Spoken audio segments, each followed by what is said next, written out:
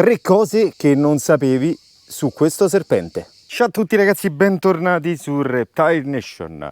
Sono nell'orticello di casa, come potete vedere. Mi sto facendo una bella passeggiata e stamattina quando mi sono svegliato per andare ad annaffiare ho trovato una bella sorpresa.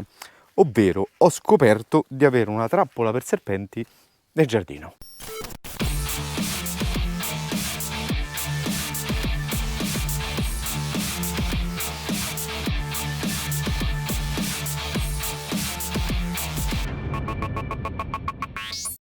Ovvero ho scoperto che questo inespugnabile bidone dell'acqua in realtà ha un punto di ingresso. Come potete vedere, questo è il criminale.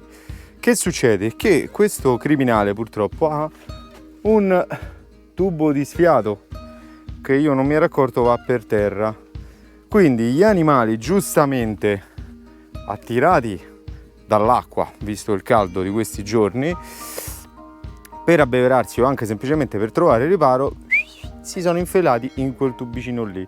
Grossa sorpresa stamattina, per fortuna il bidone era vuoto, quindi non sono affogati dentro cadendo dall'alto, ma prima di ricaricarlo non so perché cosa mi ha detto la testa, l'ho aperto, cosa che non faccio mai, e dentro ho trovato questi 2 simpatici amichetti. E eccoci ragazzi di nuovo alla grande. Guardate un po' qui chi abbiamo oggi, neanche a farla apposta, grazie al loro sacrificio, dovrebbero ringraziarmi anche loro che gli ho salvato la pellaccia, perché altrimenti sarebbero rimasti affogati nel bidone.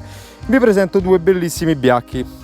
Potete notare però che c'è una sostanziale differenza, cosa che mi chiedete sempre sul canale e soprattutto sulla pagina Facebook. Quando volete un'identificazione non si sa perché per voi questi sono 2 animali completamente diversi. In realtà dovete sapere che è lo stesso animale.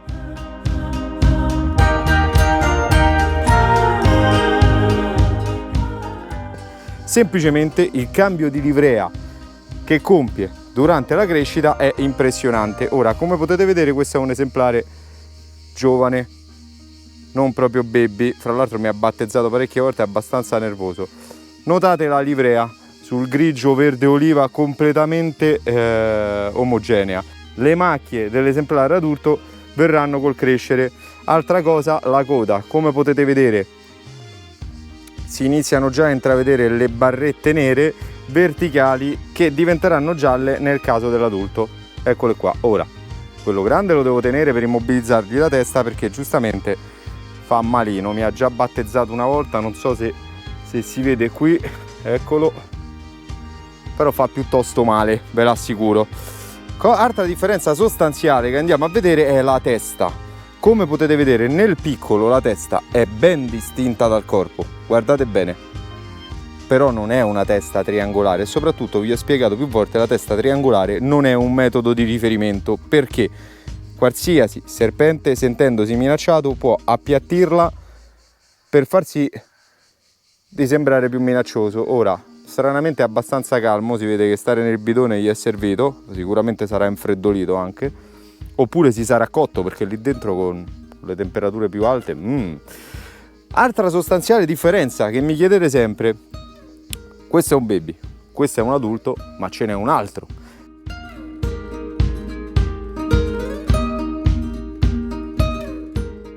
La livrea gialla dell'adulto con il ventre giallo, come potete vedere, e tutte le macchioline e le strisce longitudinali sulla coda non sono sempre presenti in tutti gli esemplari, perché abbiamo in Italia il Carbonarius, che è un'altra variante di questa specie qui ed è completamente nero.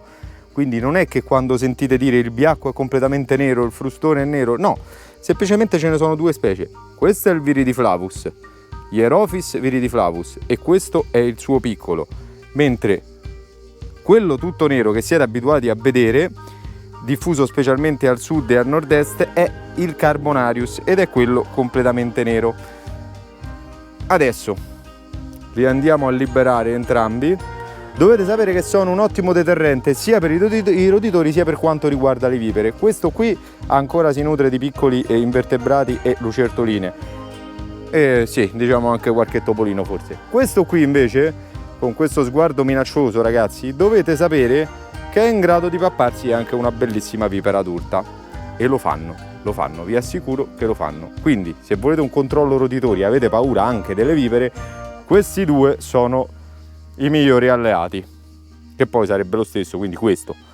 Comunque notate già lo sguardo assassino che ha il piccolo, inconfondibile. Altro errore fondamentale che fate durante la distinzione, questo qui, non questo qui, ehi, fatti vedere ragazzo, non questo qui, ma questo qui, cioè la versione del biacco in livrea giovanile, fate spesso l'errore di scambiarlo per una natrice dal collare. Perché?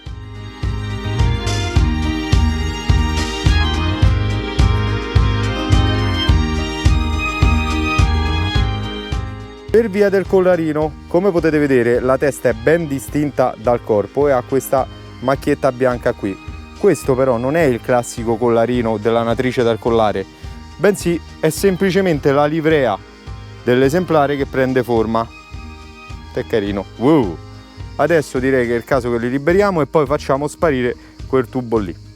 Tanto fra 5 minuti rientrano, però non ce ne frega niente perché tanto noi gli vogliamo bene, quindi ce li teniamo come roditori. Allora, prima il piccolo. Vai caro, possibilmente non rientrare immediatamente nel tubo. Ciao ciao. Questo qui invece ce lo godiamo un po'. Perché? Perché come sapete... ma posso non farmi battezzare? Uno già me l'ha dato. No, in faccia no, in faccia no. Sei molto molto nervoso comunque. Cioè io ti ho salvato la vita. Ha una cosetta sul muso. Io ti ho salvato la vita e tu niente, tu proprio niente. Stai caricando ragazzo. Ti vedo che stai caricando. E... sai che c'è? Sai che c'è? Uno me l'hai già dato. Adesso ti libero. E lasciamo perdere, per oggi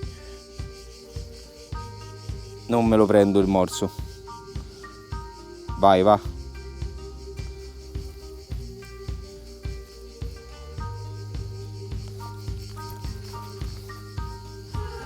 E via. E anche lui se ne va. Quindi come sempre ragazzi, io vi ringrazio per aver seguito il canale, vi ringrazio anche Pinzi che sa di essere sgridata fra poco perché si è insuppata tutte le zampette. Sei tutta bagnata? Sei tutta bagnata Pinzi?